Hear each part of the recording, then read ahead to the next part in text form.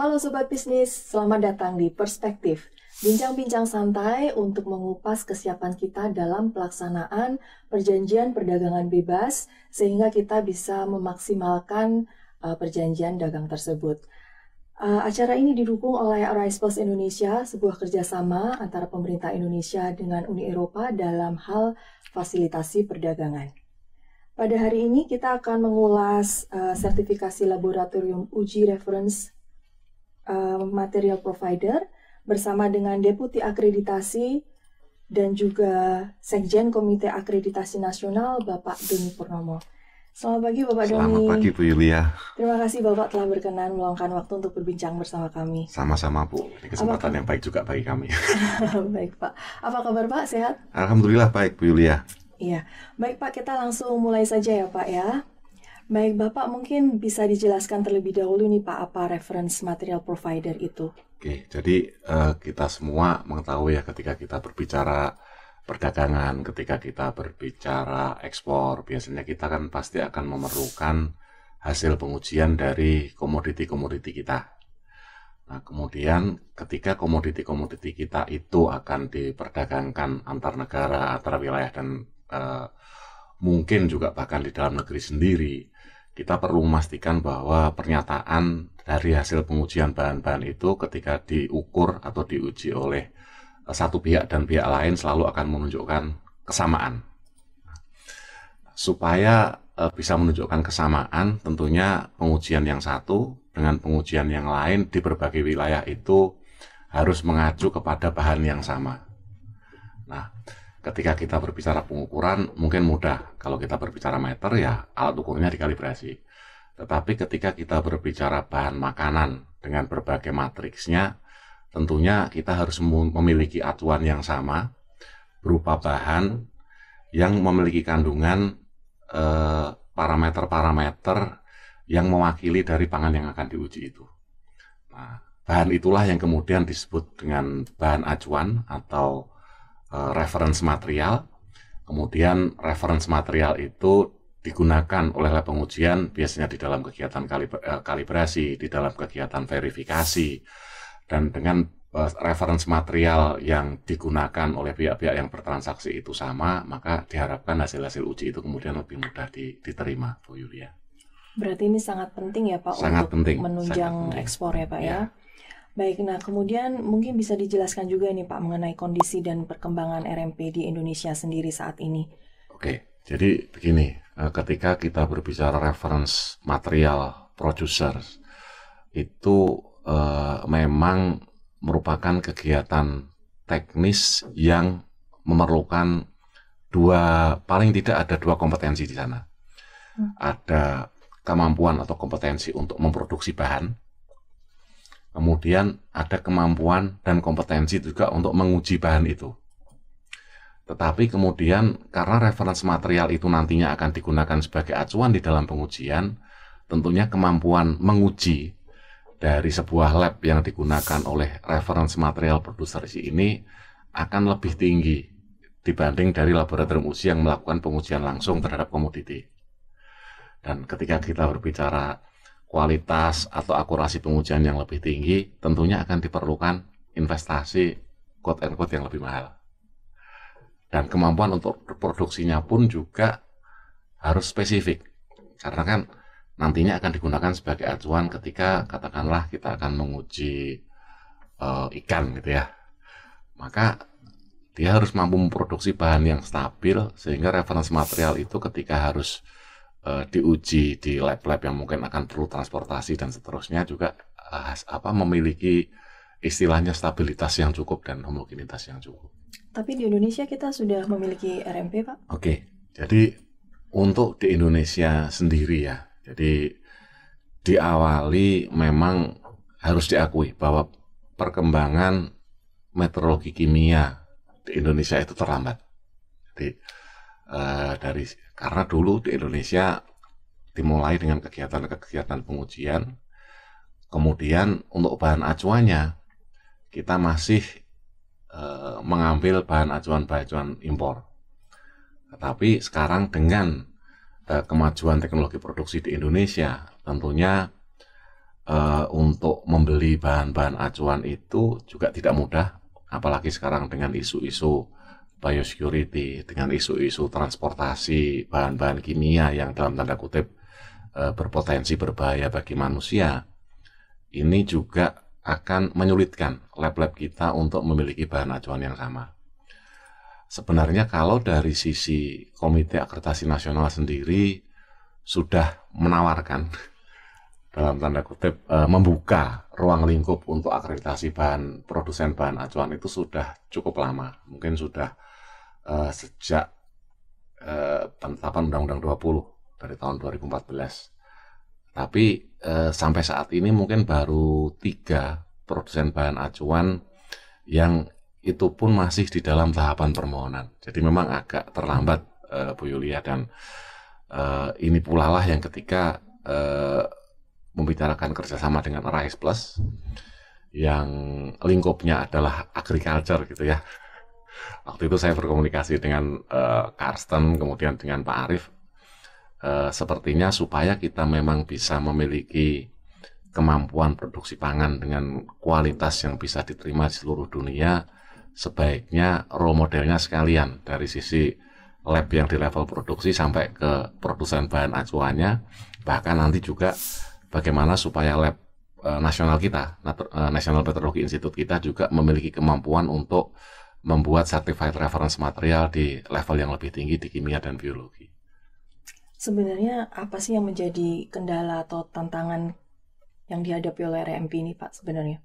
Oke, jadi memang begini, ketika kita berbicara RMP itu ada kegiatan yang merupakan gabungan antara kegiatan research dengan kegiatan pengoperasian laboratorium.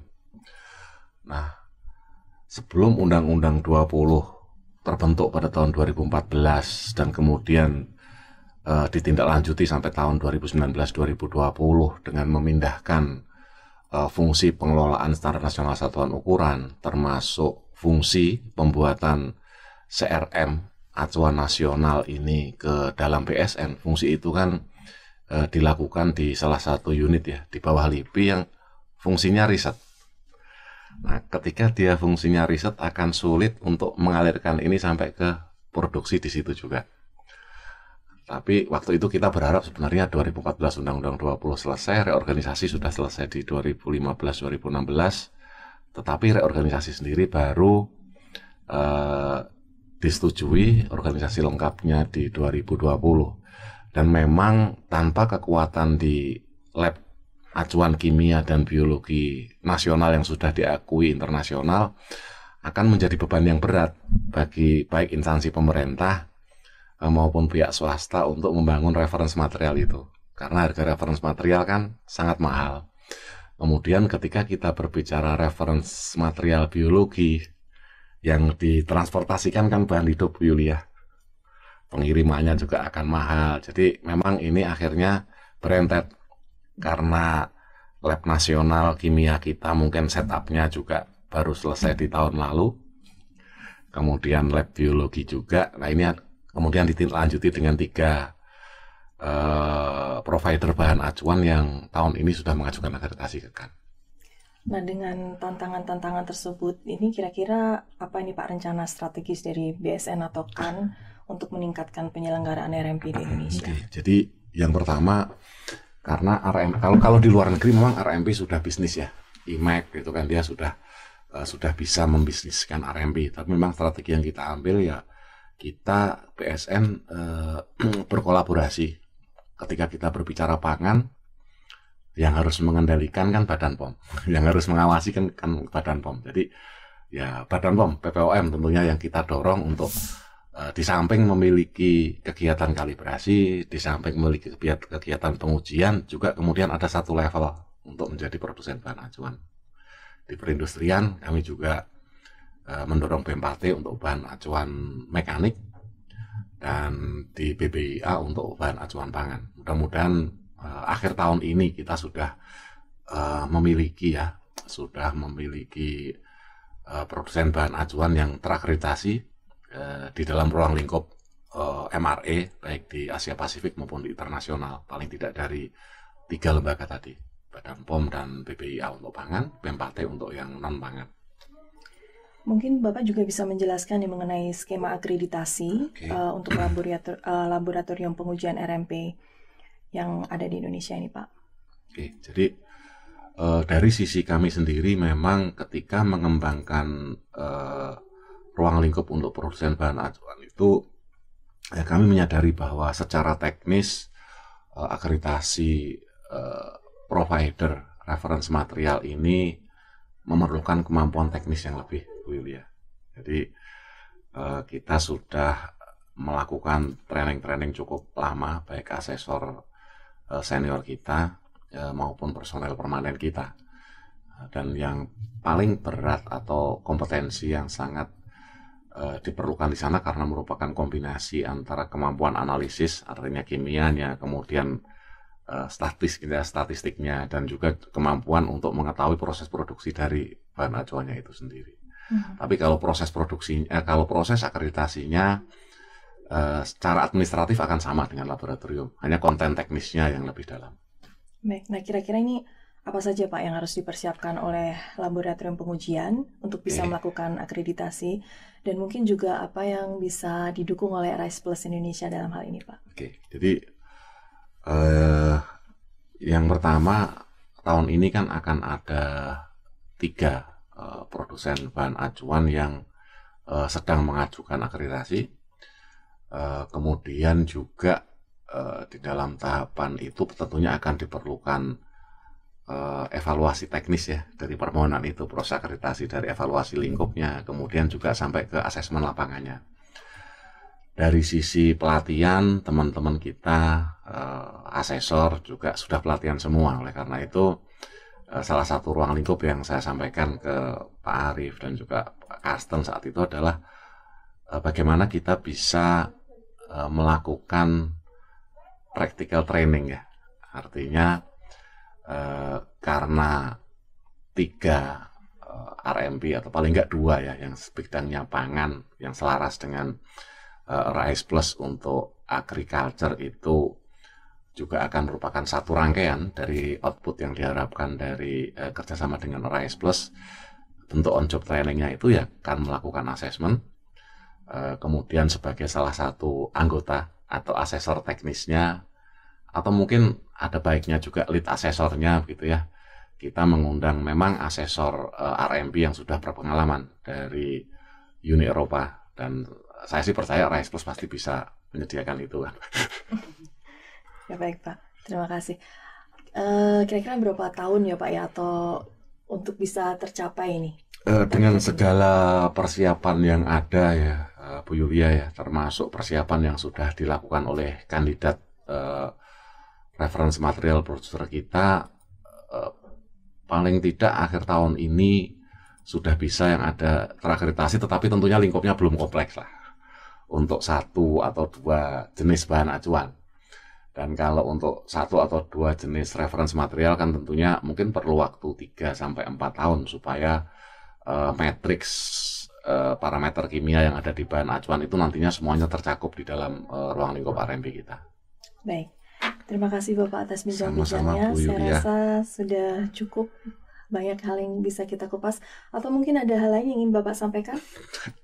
Mungkin ini juga kepada ada satu hal nanti terutama kepada para pelaku bisnis ya. Jadi memang kadang-kadang apalagi untuk hal yang baru itu seringkali ketika kita kemudian nanti bisa memproduksi bahan acuan sendiri begitu kan, yang namanya produsen bahan acuan yang produksi dalam negeri itu kan juga tidak akan bergulir kalau bahan acuan yang dihasilkan oleh dalam negeri ini tidak digunakan oleh pelaku bisnis kita juga gitu ya. Dan ini masih sering terjadi. Sebagai contoh masih banyak bahkan instansi pemerintah yang ketika sertifikasi 9001 masih memilih lembaga-lembaga sertifikasi asing gitu ya. Dan dengan jaminan bahwa Komite Akreditasi Nasional juga di dalam sebagai anggota penuh Asia Pacific Accreditation Cooperation maupun International Laboratory Accreditation Cooperation, ya kita semua harus sama-sama percaya ketika sebuah produsen bahan acuan itu terakreditasi, ya bahan acuan yang dihasilkan akan ekivalen dengan bahan acuan lain sejenis yang dihasilkan di negara-negara lain. Dan dalam pengembangannya kan kita juga melibatkan, paling tidak di dalam konteks RISE Plus ini, keterlibatan para expert di Uni Eropa yang memang jauh lebih matang dibanding di dalam hal pengembangan bahan acuan. Itu saja Bu Yulia dan teman-teman semua. Baik, terima kasih. Berarti ini ada peluang bisnis ya Pak ya, baik untuk laboratorium maupun juga untuk penyedia bahan acuan. Ya? Pasti Bu, pasti. Demikian Sobat Bisnis bincang-bincang kita pada hari ini. Terima kasih Pak Doni atas waktunya. Sama-sama Bu Yulia. Ya, sampai jumpa lagi di topik-topik selanjutnya. Sampai jumpa, salam.